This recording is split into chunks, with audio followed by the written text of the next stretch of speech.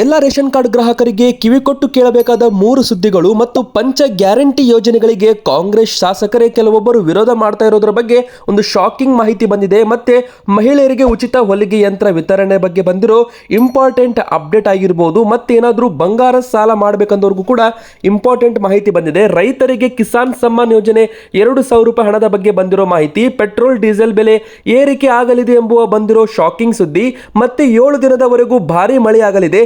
ಎಲ್ಲಿ ಮಳೆ ಆಗುತ್ತೆ ಅದರ ಬಗ್ಗೆನೂ ಕೂಡ ಮಾಹಿತಿ ನೋಡ್ತಾ ಹೋಗೋಣ. ಮೊದಲಿಗೆ ವಿಡಿಯೋ ಶುರು ಮಾಡೋಕ್ಕಿಂತ ಮುಂಚೆ ನೀವಿನ್ನೂ ಕೂಡ ವಿಡಿಯೋಗೆ ಲೈಕ್ ಮಾಡಿಲ್ಲ ಅಂದ್ರೆ ದಯವಿಟ್ಟು ವಿಡಿಯೋಗೆ ಒಂದು ಲೈಕ್ ಮಾಡಿ. ನಿಮ್ಮ ಹತ್ರ ಯಾವ ಕಾರ್ಡ್ ಇದೆ, BPL ಇದ್ರೆ BPL ಅಂತ ಕಮೆಂಟ್ ಮಾಡಿ, APL ಅಂದ್ರೆ APL ಅಂತ ಕಮೆಂಟ್ ಮಾಡಿ. ನಮ್ಮ ಚಾನಲ್ಗೆ ಸಬ್ಸ್ಕ್ರೈಬ್ ಮಾಡಿಲ್ಲ ಅಂದ್ರೆ ಬೇಗನೆ ಕೆಳಗಡೆ ಕಾಣುತ್ತಿರೋ ಸಬ್ಸ್ಕ್ರೈಬ್ ಬಟನ್ ಮೇಲೆ ಕ್ಲಿಕ್ ಮಾಡಿ, ಪಕ್ಕದಲ್ಲಿ ಕಾಣಿಸೋ ಬೆಲ್ ಐಕಾನ್ ಕೂಡ ಒತ್ತಿ. ಬನ್ನಿ ಎಲ್ಲ ಬ್ರೇಕಿಂಗ್ ನ್ಯೂಸ್ಗಳನ್ನ ಬೇಗನೆ ನಾವು ನೋಡ್ತಾ ಹೋಗೋಣ. ಮೊದಲಿಗೆ ರೇಷನ್ ಕಾರ್ಡ್ಗಾರರಿಗೆ ಬಂದಿರುವ ಇಂಪಾರ್ಟೆಂಟ್ ಸುದ್ದಿ. ಅನ್ನಭಾಗ್ಯ ಯೋಜನೆಯಡಿ ಪ್ರಸ್ತುತ ಪ್ರತಿ ವ್ಯಕ್ತಿಗೆ ರಾಜ್ಯದಿಂದ 5 ಕೆಜಿ ಮತ್ತು ಕೇಂದ್ರದಿಂದ 5 ಕೆಜಿ ಸೇರಿ ಒಟ್ಟು 10 ಕೆಜಿ ವಿತರಣೆ ಮಾಡುವುದು ನಿಮಗೆಲ್ಲರಿಗೂ ಗೊತ್ತೇ ಇದೆ. ಈ ಪೈಕಿ ಪಡಿತರ ಚೀಟಿದಾರರಿಗೆ 2 ಅಥವಾ 3 ಕೆಜಿ ರಾಗಿ ಕೊಟ್ಟು ಅಥವಾ ಜೋಳ ಕೊಟ್ಟು ಸರ್ಕಾರ ಆಹಾರ ಇಲಾಖೆ ನಿರ್ಧಾರ ಮಾಡಿದೆ ಅಂತ ಹೇಳಬಹುದು. ಫಲಾನುಭವಿಗಳಿಗೆ ನೀಡುತ್ತಿರುವ ಒಟ್ಟು ಪ್ರಮಾಣದಲ್ಲಿ ಪದಾರ್ಥಗಳನ್ನು ಬದಲಾವಣೆ ಮಾಡಲಾಗುತ್ತೆ. ಕೆಲವು ಭಾಗದಲ್ಲಿ ರಾಗಿ ಕೊಟ್ಟರೆ ಕೆಲವು ಭಾಗದಲ್ಲಿ ಜೋಳ ಕೊಡಲಾಗುತ್ತೆ ಎಂಬುವ ಮಾಹಿತಿ ಬಂದಿದೆ. ರಾಜ್ಯ ಕಾಂಗ್ರೆಸ್ ಸರ್ಕಾರದ 5 ಗ್ಯಾರಂಟಿ ಯೋಜನೆಗಳಲ್ಲಿ ಒಂದಾದ ಅನ್ನಭಾಗ್ಯ ಯೋಜನೆಯಡಿ ಜನರಿಗೆ ಉಚಿತವಾಗಿ 10 ಕೆಜಿ ಅಕ್ಕಿ ವಿತರಣೆ ಆಗ್ತಾ ಇದ್ದು, ದಕ್ಷಿಣ ಕರ್ನಾಟಕದ ಹಲವು ಜಿಲ್ಲೆಗಳಲ್ಲಿ 3 ಕೆಜಿ ರಾಗಿ ಕೊಡಲಾಗುತ್ತೆ ಮತ್ತೆ 2 ಕೆಜಿ ಅಕ್ಕಿ ಕೊಡಲಾಗುತ್ತೆ. ಮತ್ತು ಉತ್ತರ ಕರ್ನಾಟಕದ ಜಿಲ್ಲೆಗಳಲ್ಲಿ 3 ಕೆಜಿ ಜೋಳ ಕೊಟ್ಟರೆ 2 ಕೆಜಿ ಅಕ್ಕಿ ಕೊಡಲು ನಿರ್ಧಾರವನ್ನ ಮಾಡಲಾಗಿದೆ ಅಂತ ಇಲ್ಲಿ ಮಾಹಿತಿ ಬಂದಿದೆ. ಅಂದ್ರೆ ಉತ್ತರ ಕರ್ನಾಟಕದ ಜಿಲ್ಲೆಗಳಲ್ಲಿ ಜೋಳ ಕೊಡಲಾಗುತ್ತೆ, ದಕ್ಷಿಣ ಕರ್ನಾಟಕದ ಜಿಲ್ಲೆಗಳಲ್ಲಿ ರಾಗಿ ಕೊಡಲಾಗುತ್ತೆ. ಮತ್ತೆ BPL ಕಾರ್ಡ್ ಅನ್ನ APL ಕಾರ್ಡ್ ಅನ್ನಾಗಿ 44 ಲಕ್ಷ ಕಾರ್ಡುಗಳನ್ನ ಕನ್ವರ್ಟ್ ಮಾಡಲಾಗಿದೆ ಎಂಬುವ ಮಾಹಿತಿ ಬಂದಿದೆ. ರಾಜ್ಯ ಕಾಂಗ್ರೆಸ್ ಸರ್ಕಾರ BPL ಕಾರ್ಡ್, ಅನರ್ಹ BPL ಕಾರ್ಡ್ಗಳನ್ನ ಪತ್ತೆ ಹಚ್ಚುವಲ್ಲಿ ತುಂಬಾನೇ ಕೆಲಸ ಮಾಡ್ತಾ ಇದೆ ಎಂಬುವ ಮಾಹಿತಿ ಕೂಡ ಇಲ್ಲಿ ನಮಗೆ ಸಿಕ್ಕಿರುವಂತದ್ದು. ಮತ್ತೆ ಗೆಳೆಯರೆ, ಜೂನ್ 30ರ ಒಳಗಾಗಿ ನೀವೇನಾದ್ರೂ ಈ ಒಂದು ಪಂಚ ಗ್ಯಾರಂಟಿ ಯೋಜನೆಗಳನ್ನ ಯೂಸ್ ಮಾಡಬೇಕಂದ್ರೆ, ಅಂದ್ರೆ ಇದು ನಿಮಗೆ ಲಾಭ ಸಿಗಬೇಕಂದ್ರೆ ನಿಮ್ಮ ಹತ್ರ BPL ಕಾರ್ಡ್ ಇರಲೇಬೇಕಾಗುತ್ತೆ. ಜೂನ್ 30ರ ಒಳಗಾಗಿ ನೀವೇನಾದ್ರೂ ಈ KYC ಮಾಡಿಸಿಲ್ಲವೆಂದರೆ ನಿಮ್ಮ ಒಂದು ಕಾರ್ಡು APL ಆಗಿ ಕನ್ವರ್ಟ್ ಮಾಡಬಹುದು. ಅನರ್ಹರ ಈಗಾಗಲೇ ಕಾರ್ಡುಗಳನ್ನ APL ಆಗಿ ಕನ್ವರ್ಟ್ ಮಾಡಲಾಗಿದೆ. ನೀವು ಕೂಡ ಬೇಗನೆ ನಿಮ್ಮ ಆಧಾರ್ ದೃಢೀಕರಣ ಮಾಡೋದರ ಮೂಲಕ ನಿಮ್ಮ ಒಂದು BPL ಕಾರ್ಡ್ ಅನ್ನ ಒಂದು ದೃಢೀಕರಣ ಮಾಡಬೇಕಾಗುತ್ತೆ. ಈ KYC ಮಾಡಿಸಬೇಕು. ಜೂನ್ 30 ಕೊನೆ ದಿನಾಂಕವಾಗಿರುತ್ತೆ. ಮತ್ತೆ ಕಾಂಗ್ರೆಸ್ ಸರ್ಕಾರದ ಉಚಿತ ಯೋಜನೆಗಳ ಬಗ್ಗೆ ಪ್ರತಿಪಕ್ಷಗಳಿಂದ ಆಗಾಗ ಆಕ್ಷೇಪ ವ್ಯಕ್ತವಾಗುತ್ತಲೇ ಇದೆ. ಇದೀಗ ಕಾಂಗ್ರೆಸ್ ಶಾಸಕರು ಕರ್ನಾಟಕ ರಾಜ್ಯ ಆಡಳಿತ ಸುಧಾರಣಾ ಆಯೋಗದ ಅಧ್ಯಕ್ಷರು ಆಗಿರುವ RV ದೇಶಪಾಂಡೆ ಅವರು ಕೂಡ ಉಚಿತ ಯೋಜನೆಗಳ ಬಗ್ಗೆ ಆಕ್ಷೇಪ ವ್ಯಕ್ತಪಡಿಸಿದ್ದಾರೆ. ಯಾವುದನ್ನು ಫ್ರೀ ಕೊಡಬಾರದು, ಗ್ಯಾರಂಟಿ ಯೋಜನೆಗೆ ಕೈ ಶಾಸಕರಿಂದಲೇ, ಕಾಂಗ್ರೆಸ್ ಶಾಸಕರಿಂದಲೇ ವಿರೋಧ ವ್ಯಕ್ತವಾಗಿದೆ. ಇದೊಂದು ಶಾಕಿಂಗ್ ಸುದ್ದಿ. KSRTC ಬಸ್ಗಳಲ್ಲಿ ಮಹಿಳಾ ಪ್ರಯಾಣಿಕರಿಗೆ ಉಚಿತ ಪ್ರಯಾಣದ ಶಕ್ತಿ ಯೋಜನೆ ಬಗ್ಗೆ ಅಪಸ್ವರ ಕೇಳಿ ಬರ್ತಾ ಇದೆ. ಉಚಿತ ಪ್ರಯಾಣ ಮಾಡಿದ್ದರಿಂದ ಹೆಚ್ಚಾಗಿ ಮಹಿಳೆಯರು ಬಸ್ಸಲ್ಲಿ ಓಡಾಡ್ತಾ ಇದ್ದಾರೆ. ಹೀಗಾಗಿ ಗಂಡು ಮಕ್ಕಳಿಗೆ ಜಾಗ ಇಲ್ಲದಂತಾಗಿದೆ, ವಿದ್ಯಾರ್ಥಿಗಳಿಗೆ ಶಾಲಾ ಕಾಲೇಜಿಗೆ ಹೋಗಲು ತೊಂದರೆ ಆಗ್ತಾ ಇದೆ ಎನ್ನುವ ಆರೋಪ ಕೇಳಿ ಬಂದಿದೆ. ಅದನ್ನೇ RV ದೇಶಪಾಂಡೆ ಅವರು ಪುನರುಚ್ಚಾರ ಮಾಡಿದ್ದು, ಕೊಪ್ಪಳದಲ್ಲಿ ಮಾತನಾಡಿದ ದೇಶಪಾಂಡೆ ಅವರು, ಹೆಣ್ಮಕ್ಕಳು ಎಲ್ಲಂದರಲ್ಲಿ ಹೋಗ್ತಾ ಇದ್ದಾರೆ, ಹೀಗಾಗಿ ಗಂಡು ಮಕ್ಕಳಿಗೆ ಬಸ್ನಲ್ಲಿ ಹತ್ತಲು ಆಗ್ತಾ ಇಲ್ಲ, ಪರಿಸ್ಥಿತಿ ಕೆಟ್ಟದಾಗಿದೆ. ಉಚಿತ ಯೋಜನೆಗಳು ಅಪಾಯಕಾರಿ, ಉಚಿತ ಕೊಡುಗೆ ಎಂಬುದು ಅಪಾಯಕಾರಿ ಎಂದು RV ದೇಶಪಾಂಡೆ ಅವರು ಹೇಳಿದ್ದಾರೆ. ಉಚಿತ ಕೊಡುಗೆ ಎಂಬುದು ಅಪಾಯಕಾರಿ ಪದ. ಜನರಿಗೆ ಏನನ್ನು ಉಚಿತವಾಗಿ ನೀಡಬಾರದು, ಪ್ರತಿಯೊಂದು ಸೇವೆಗೂ ಶುಲ್ಕ ನಿಗದಿಪಡಿಸಬೇಕು ಅಂತ RV ದೇಶಪಾಂಡೆ ಅವರು ತಮ್ಮ ಅಭಿಪ್ರಾಯವನ್ನ ವ್ಯಕ್ತಪಡಿಸಿದ್ದಾರೆ.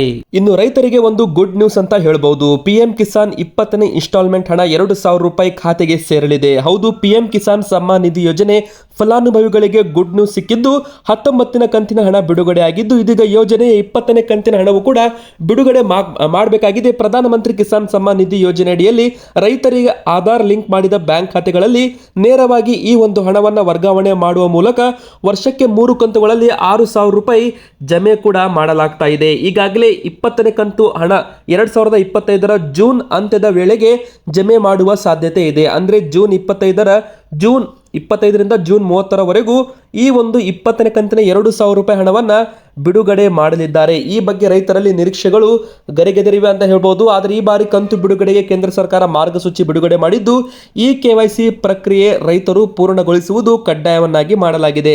ರೈತರ ಬ್ಯಾಂಕ್ ಅಕೌಂಟ್ ಅಲ್ಲಿ ರೈತರ ಒಂದು ಆಧಾರ್ ಕಾರ್ಡ್ ಅವರ ಬ್ಯಾಂಕ್ ಖಾತೆಗೆ ಲಿಂಕ್ ಇದ್ರೆ ಮಾತ್ರ, ಈ KYC ಆಗಿದ್ರೆ ಮಾತ್ರ ಹಣವನ್ನ ಸಂದಾಯ ಮಾಡಲಾಗುತ್ತೆ ಎಂಬುವ ಮಾಹಿತಿ ಬಂದಿರುವಂತದ್ದು. ಇದು ಒಂದು ಇಂಪಾರ್ಟೆಂಟ್ ಮಾಹಿತಿ ಅಂತಾನೆ ಹೇಳ್ಬೋದು. ನೀವು ಕೂಡ ಏನಾದರೂ ರೈತರಾಗಿದ್ದರೆ ಕಮೆಂಟಲ್ಲಿ ಎಸ್ ಅಂತ ಕಮೆಂಟ್ ಮಾಡಿ, ಇಲ್ಲ ಅಂದರೆ ನೋ ಅಂತ ಕಮೆಂಟ್ ಮಾಡಿ. ನಮ್ಮ ರೈತರಿಗೆ ಹಣ ಬಂದಿಲ್ಲ, ಅದಕ್ಕೆ ಯಾವ ಸಮಸ್ಯೆ ಉಂಟಾಗಿದೆ ಎಂಬುದನ್ನು ತಿಳಿದುಕೊಳ್ಳಲಾಗುವುದು. ಒಂದು ವೇಳೆ ತಾಂತ್ರಿಕ ಸಮಸ್ಯೆ ಕಂಡು ಬಂದರೆ ತಾಂತ್ರಿಕ ಸಮಸ್ಯೆಯನ್ನು ಸರಿಪಡಿಸಿ ಫಲಾನುಭವಿಗಳ ರೈತರ ಖಾತೆಗೆ ಹಣ ಜಮೆ ಮಾಡ್ತೀವಿ ಎಂಬುವ ಒಂದು ಭರವಸೆ ಕೂಡ ಇಲ್ಲಿ ಕೊಟ್ಟಿರುವಂಥದ್ದು. ಕೃಷಿ ಸಚಿವಾಲಯದ ಪ್ರಕಾರ ಪ್ರಧಾನಮಂತ್ರಿ ಕಿಸಾನ್ ಸಮ್ಮಾನ್ ನಿಧಿ ಯೋಜನೆ ರೈತರ ಬ್ಯಾಂಕ್ ಖಾತೆಗೆ ನೇರವಾಗಿ ತಲುಪುತ್ತೆ. ಒಂದು ವೇಳೆ ಹಣ ರೈತರ ಬ್ಯಾಂಕ್ ಖಾತೆಗೆ ನೇರವಾಗಿ ತಲುಪದೆ ಹೋದರೆ ಅದನ್ನು ತಕ್ಷಣವೇ ಪರಿಹಾರ ಕೂಡ ಮಾಡ್ತೀವಿ ಎಂಬ ಒಂದು ಭರವಸೆಯನ್ನು ಕೂಡ ಕೊಟ್ಟಿದ್ದಾರೆ. ಆದರೆ ಕೇಂದ್ರ ಸರ್ಕಾರ ಬಿಡುಗಡೆ ಮಾಡಿರುವ ಮಾರ್ಗಸೂಚಿ ಮಾತ್ರ ರೈತರು ಪಾಲನೆ ಮಾಡಲೇಬೇಕು. ಈ KYC ಪ್ರಕ್ರಿಯೆ ಪೂರ್ಣವಾಗಿರಲೇಬೇಕು ಎಂಬುವ ಒಂದು ರೂಲ್ಸ್ ಅಂತಾನೆ ಹೇಳ್ಬಹುದು. ಗೆಳೆಯರೆ, ಬನ್ನಿ ಈಗ ಮತ್ತೊಂದು ಟಾಪ್ ಬ್ರೇಕಿಂಗ್ ನ್ಯೂಸ್ ಏನಂತ ನೋಡೋಣ. ಉಚಿತ ಹೊಲಿಗೆ ಯಂತ್ರ ವಿತರಣೆ ಬಗ್ಗೆ ಬಂದಿರುವ ಮಾಹಿತಿ. ನೀವು ಕೂಡ ಸರ್ಕಾರದಿಂದ ಉಚಿತ ಹೊಲಿಗೆ ಯಂತ್ರ ವಿತರಣೆ ಪಡೆದುಕೊಳ್ಳಬಹುದು. ಅದು ಯಾವ ಥರ ಅಂತ ನಾವು ನಿಮಗೆ ನೆಕ್ಸ್ಟ್ ವಿಡಿಯೋದಲ್ಲಿ ಯಾವ ರೀತಿ ಅರ್ಜಿ ಹಾಕಬೇಕು, ಇದು ಅರ್ಜಿ ಹಾಕೋದಿರುತ್ತೆ, ಇದು ಹೇಳಿದರೆ ನಿಮಗೆ ಅರ್ಥ ಆಗೋದಿಲ್ಲ. ಇದಕ್ಕೆ ಒಂದು 10 ನಿಮಿಷ ಸಮಯ ಬೇಕಾಗುತ್ತೆ.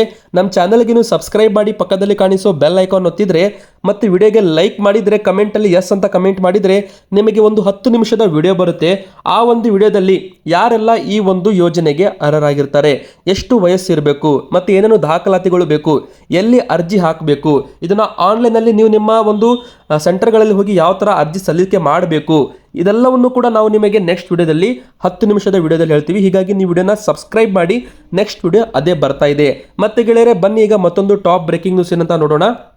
ಮಳೆ ಪ್ರಮಾಣದಲ್ಲಿ ಜಾಸ್ತಿ ಆಗಲಿದೆ. ಹೌದು ಗೆಳೆಯರೆ, ಒಂದಲ್ಲ ಎರಡಲ್ಲ, ಬರೋಬ್ಬರಿ 6 ದಿನಗಳ ಕಾಲ ಮಳೆ ಇರಲಿದೆ ಅಂತಾನೂ ಕೂಡ ಹವಾಮಾನ ಇಲಾಖೆ ಒಂದು ಮಾಹಿತಿ ಕೊಟ್ಟಿರುವಂಥದ್ದು. ಬೆಂಗಳೂರು ಸೇರಿ ಹಲವೆಡೆ ಭಾನುವಾರ ಉತ್ತಮ ಮಳೆ ಆಗಿತ್ತು. ಈಗ 6 ದಿನಗಳ ಕಾಲ ವರುಣನ ಆರ್ಭಟ ಇರಲಿದೆ ಎಂಬುವ ಮಾಹಿತಿ ಬಂದಿದೆ ಫ್ರೆಂಡ್ಸ್. ಜೂನ್ 29-30ನೇ ತಾರೀಕಿನವರೆಗೂ ಗುಡುಗು ಸಹಿತ ಬಿರುಸಿನ ಮಳೆ ಇರಲಿದೆ ಅಂತ ಇಲ್ಲಿ ಹೇಳಲಾಗಿದೆ. ಯಾವ ಜಿಲ್ಲೆ ಅಂತ ನಾವು ನೋಡ್ತಾ ಹೋಗೋಣ ಬನ್ನಿ. ಉಡುಪಿ, ದಕ್ಷಿಣ ಕನ್ನಡ, ಉತ್ತರ ಕನ್ನಡ ಜಿಲ್ಲೆಗಳಲ್ಲಿ ಮಳೆಯಾಗಲಿದೆ.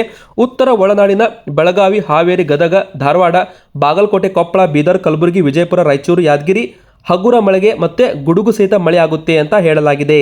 ದಕ್ಷಿಣ ಒಳನಾಡಿನ ಜಿಲ್ಲೆಗಳ ಹೆಸರು: ಮೈಸೂರು, ಮಂಡ್ಯ, ಚಿಕ್ಕಮಗಳೂರು, ಕೊಡಗು, ಶಿವಮೊಗ್ಗ, ಬೆಂಗಳೂರು ಗ್ರಾಮಾಂತರ, ಬೆಂಗಳೂರು ನಗರ, ಚಾಮರಾಜನಗರ, ಹಾಸನ, ರಾಮನಗರ, ಬಳ್ಳಾರಿ, ಚಿಕ್ಕಬಳ್ಳಾಪುರ, ಚಿತ್ರದುರ್ಗ, ಕೋಲಾರ, ದಾವಣಗೆರೆ, ತುಮಕೂರು, ವಿಜಯನಗರ ಜಿಲ್ಲೆಗಳಲ್ಲೂ ಕೂಡ ಗುಡುಗು ಸಹಿತ ಮಳೆ ಆಗುತ್ತೆ ಅಂತ ಇಲ್ಲಿ ಮಾಹಿತಿ ಬಂದಿದೆ. ಜೂನ್ 29ನೇ ತಾರೀಕಿನವರೆಗೂ ಮಳೆ ಇರಲಿದೆ. ಜೂನ್ 25ರಂದು ಮಾತ್ರ ಕರಾವಳಿ ಜಿಲ್ಲೆಗಳು, ಉತ್ತರ ಒಳನಾಡಿನ ಬೆಳಗಾವಿ, ಧಾರವಾಡ, ಗದಗ, ಹಾವೇರಿ, ಬಾಗಲಕೋಟೆ, ಕೊಪ್ಪಳ, ಬೀದರ್, ಕಲಬುರಗಿಯಲ್ಲಿ ಮಳೆ ಆಗಲಿದೆ ಅಂತಾನೂ ಕೂಡ ಇಲ್ಲಿ ಮಾಹಿತಿ ಇಲ್ಲಿ ನಮಗೆ ಸಿಕ್ಕಿರುವಂಥದ್ದು ಫ್ರೆಂಡ್ಸ್. ಇದು ಒಂದು ಇಂಪಾರ್ಟೆಂಟ್ ಮಾಹಿತಿ. ಜೂನ್ 29ನೇ ತಾರೀಕಿನವರೆಗೂ ಅಲ್ಲಲ್ಲಿ ಭಾರಿ ಮಳೆ ಆಗಲಿದೆ. ಇಡೀ ಕರ್ನಾಟಕದಂತ ಮೋಡ ಕವಿದ ವಾತಾವರಣ ಕೂಡ ಇರಲಿದೆ. ನಿಮ್ಮ ಊರಲ್ಲೂ ಕೂಡ ಈಗಾಗಲೇ ಮಳೆ ಬರ್ತಾ ಇದ್ರೆ ನಿಮ್ಮ ಒಂದು ಊರಿನ ಹೆಸರನ್ನು ಕೂಡ ನೀವು ಕಮೆಂಟ್ ಮಾಡಬಹುದು.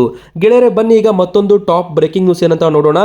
ಬಂಗಾರ, ನಿಮ್ಮ ಮನೆಯಲ್ಲಿ ಏನಾದರೂ ಬಂಗಾರ ಇದ್ರೆ, ನೀವೇನಾದರೂ ಗೋಲ್ಡ್ ಲೋನ್ ಬಗ್ಗೆ ಹೆಚ್ಚು ಆಸಕ್ತರಿದ್ರೆ, ಇನ್ನು ಮುಂದೆ 10 ಗ್ರಾಮ್ ಚಿನ್ನಕ್ಕೆ 80% ಸಾಲ ಕೊಡಬೇಕು.